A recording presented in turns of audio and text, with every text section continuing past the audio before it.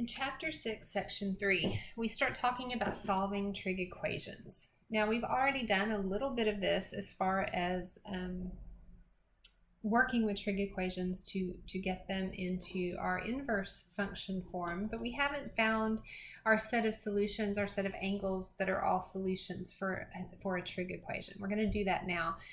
Now, again, I apologize for the wording for some of this. It's not mine, and I have not put in the time to totally rework these.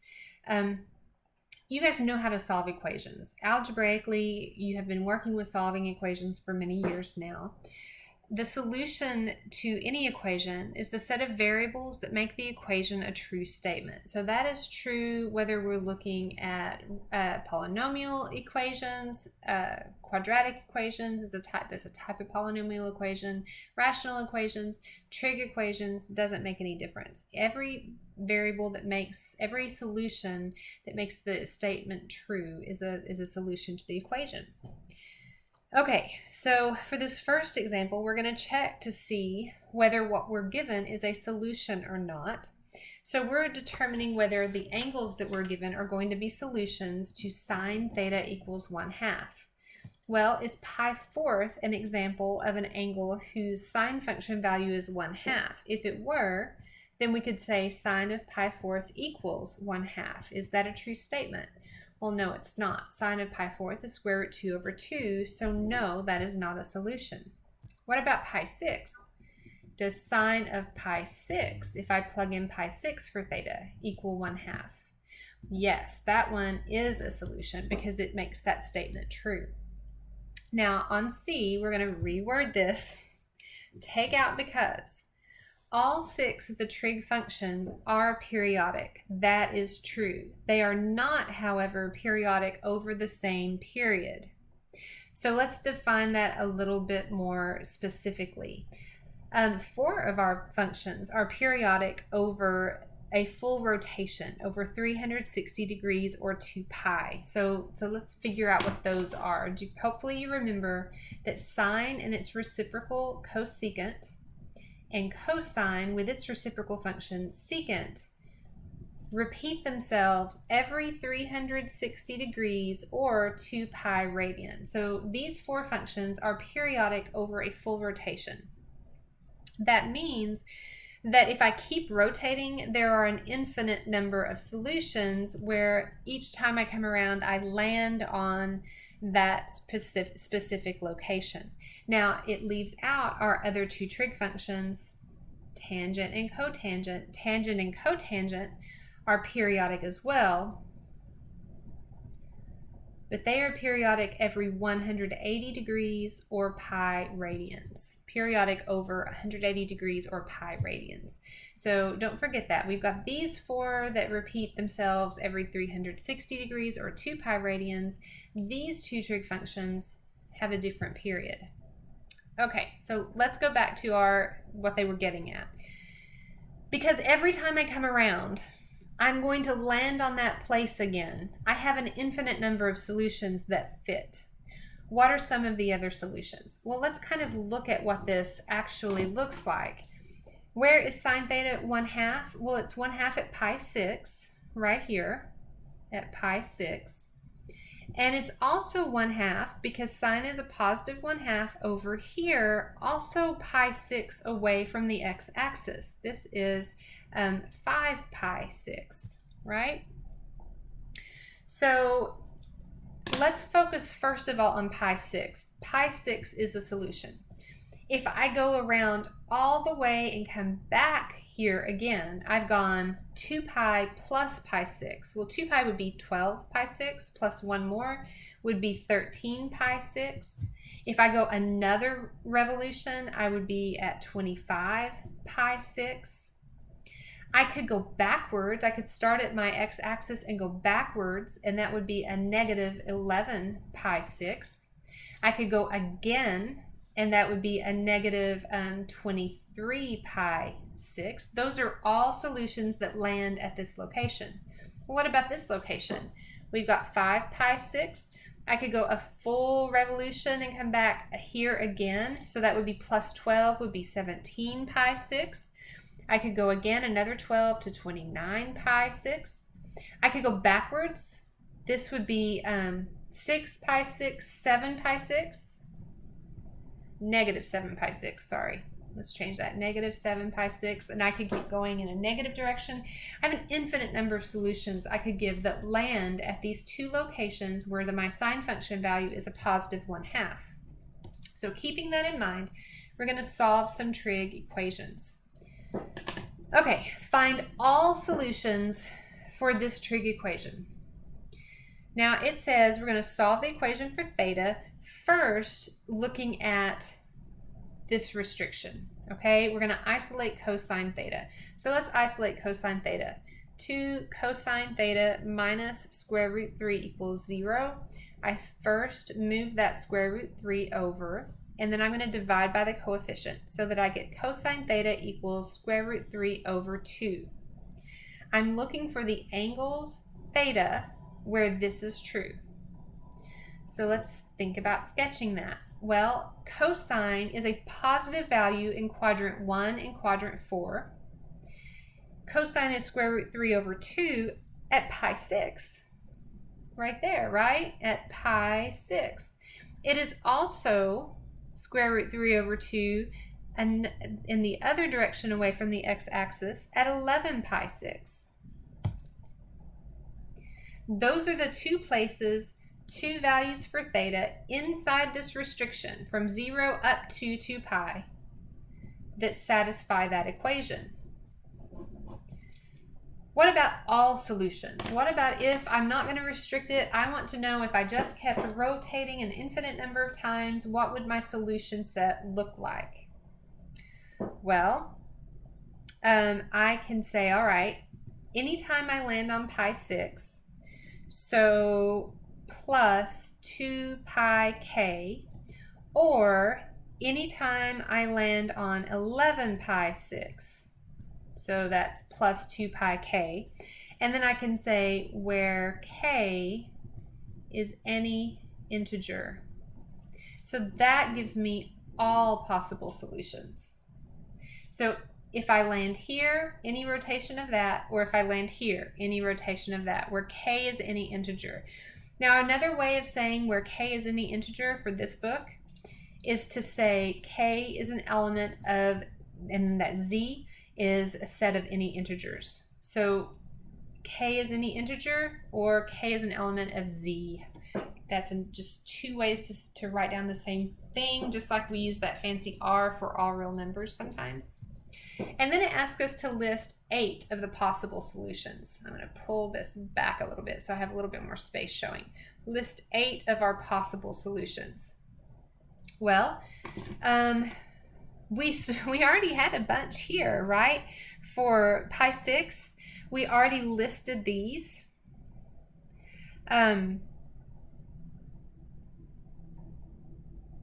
So we could list those again. We could say we've got that list of pi 6, 13 pi 6, 25 pi 6, negative 11 pi 6, negative 23 pi 6, 1, 2, 3, 4, 5. That's 5 that land here.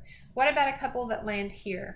So let's do 11 pi 6, positive 11 pi 6, and then I would add 12 and I'd get positive 23 pi 6. Add 12 again, I'd get positive 35 pi 6. If I wanted to go in a negative direction, I could say a negative pi 6 would fit there. Negative 13 pi 6 would fit there. So there's more than 8 possible solutions. 1, 2, 3, 4, 5, 6, 7, 8, 9, 10 possible solutions. And I'm getting there just by adding rotations. I'm focusing on where I land and have that cosine function value. Okay, let's look at the next page. We're going to solve an equation involving a single trig function, and then if we need to use our calculator, and then we're going to come back and say, okay, what do we do if we're given more than one trig function? First, we're going to solve this equation. Sine of 3 theta equals negative 1, and we want to solve it for this restricted set of values. So we're not looking for all possible solutions, just the solutions that fall within this interval. Notice that 2 pi is not included. I do include 0, but I don't include 2 pi. Now, our argument for our function here is 3 theta. But we are going to end up solving at the end for theta. So just keep that in mind. So sine of 3 theta equals -1. Well, when does sine function equal -1? If I think about my unit circle, sine is -1 down here at 3 pi halves. So sine is -1 at 3 pi halves. Because it's a quadrantal, it only happens in this one location.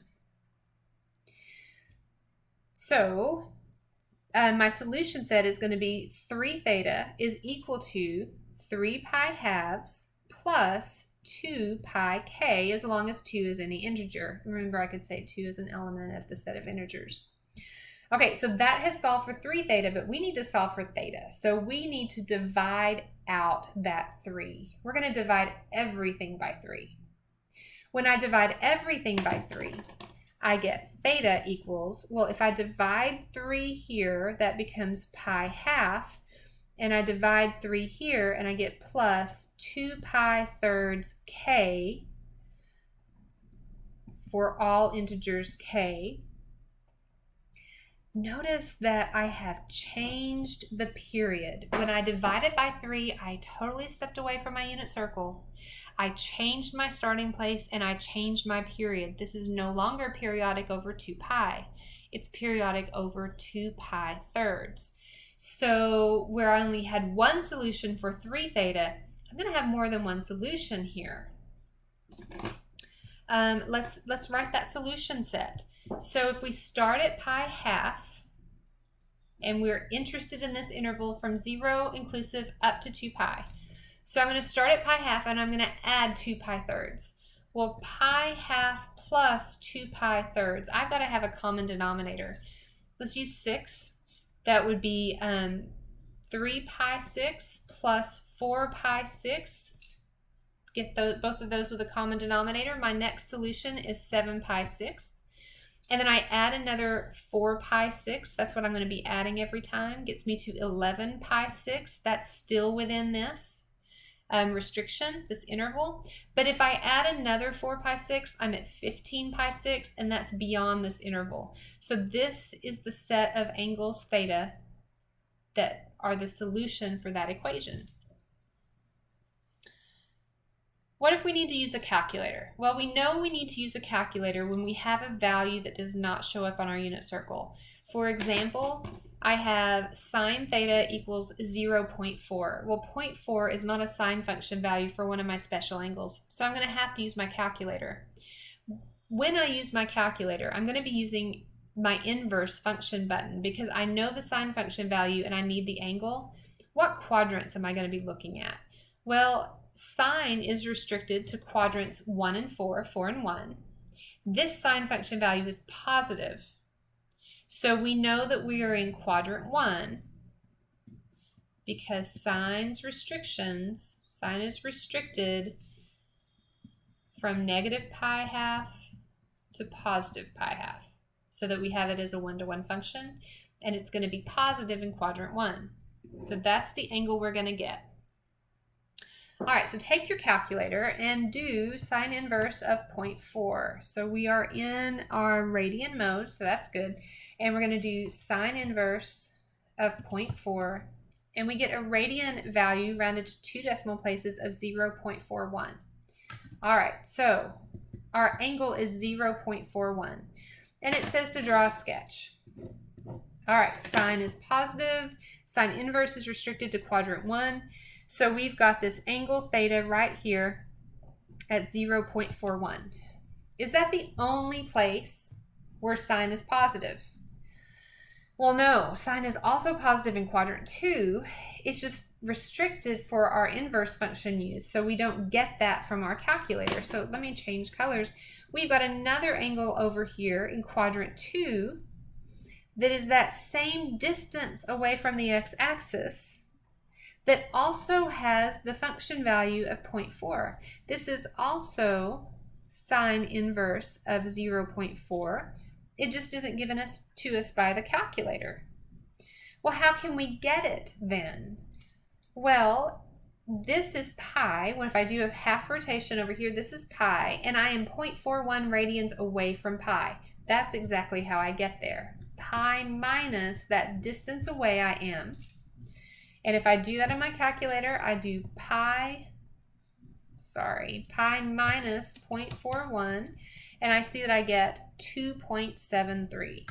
So 2.73 is the other radian measure for an angle that has that same sine function value. Now we were asked for all solutions, so my all solution set is going to be the angles 0.41 plus 2 pi k and 2.37 plus 2 pi k for all k that are integers. So there's my all solution set, all integers k. Every angle that lands here, no matter how many times I rotate to get there, and every angle that lands here, no matter how many times I rotate to get there, are solutions to that equation. What if we have more than one, what if we have quadratic form for our equation? So take a look at this next equation. I know it's in quadratic form because I have a squared term, cosine square, and then I have just cosine, and then I have a constant. So that would be like x squared, x, and my constant. Now, you can either factor this using the function, the trig function, just like it is, or you can use substitution like we did in college algebra. We're going to work through this using substitution, but you're absolutely welcome to do it without the substitution if you're comfortable with that. If I use substitution of u, I get 2u squared minus u minus 1 as my equation, and I want to factor it using reverse FOIL. When I factor, I know my factors, the signs have to be different. I want my middle term to be negative, so that needs to be a negative there and a positive here. And I set each of these equal to 0. So I've got 2u plus 1 equals 0 and u minus 1 equals 0.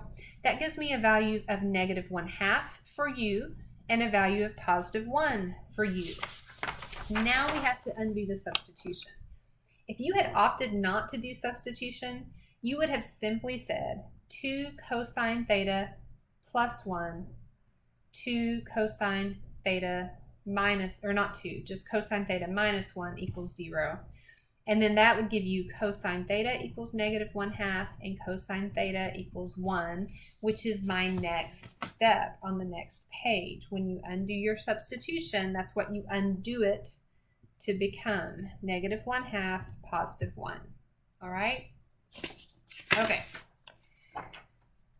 Now we're going to solve for theta within this interval. So we're not looking for all possible solutions. We're just looking for solutions from 0 up to, but not including 2 pi. Where is cosine theta equal to a negative 1/2? Well, cosine is negative over here in quadrants 2 and 3. Cosine is a negative 1/2 here and here, let's say. Well, it's a negative 1/2 if you're looking at your unit circle or you have it memorized at 2 pi third. And then down here, this is going to be 4 pi third. And I'm just doing this restricted interval, so I'm not going to go rotate around again. It's just these two locations.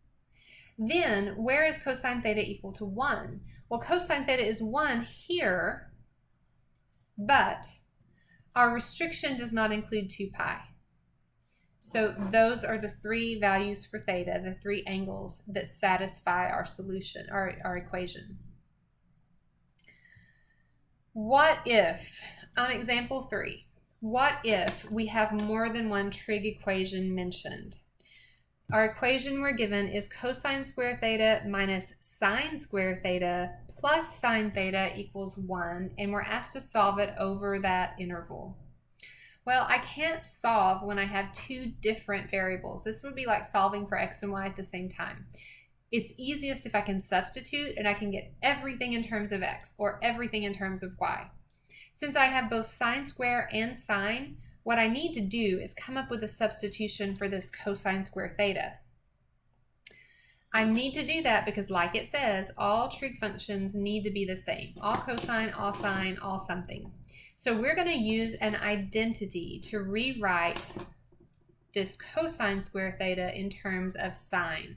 Well, what identity can I use? We're going to go to our good old standby, our most basic Pythagorean identity. Cosine square theta plus sine square theta equals 1.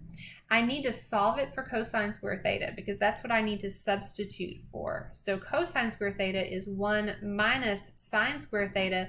That's my substitution. So that's what I'm going to replace cosine square theta with. That gives me 1 minus sine square theta. There's my substitution. And then I still have minus sine square theta plus sine theta equals 1. And I need to clean that up. Okay, so if I subtracted this 1 from both sides, that becomes 0, which gives me 2 of these negative sine square thetas. I don't like to leave the negative out front, so I'm going to rewrite this as sine theta minus 2 sine square theta equals 0. Remember, if I add 1 to move this over, that adds to 0. Okay, so I need to finish factoring here. I can pull out the common factor. My common factor is sine theta times 1 minus 2 sine theta, and that's equal to 0. And then I set each factor equal to 0 for my 0 factor property. So I have sine theta equals 0 and 1 minus 2 sine theta equals 0. So I've got sine theta equals 0. And then if I solve here for sine theta, I move that 1 over, it becomes a negative 1, divide by negative 2, I get a positive 1/2. So any angles theta that give me a value, a sine function value of 0 or 1/2, are going to be solutions to this equation. Well, where is sine 0? Sine is 0 when I'm on the x-axis, correct? So sine is going to be 0 here and here. I don't come back around and include 2 pi because it's not included as part of my interval. Angles that satisfy this equation then are 0 and pi, not 2 pi because it's not included in my interval. So I need to look and see, okay, where is sine 1/2? Sine of theta is 1/2 at pi 6 and at 5 pi 6. That's the 2 locations where I have a sine function value of 1/2. And those are the only angles inside my restricted interval that give me those solutions, that solution set. Okay, we are skipping exploration 4 because it is a graphing utility and you guys are not using a graphing utility this semester.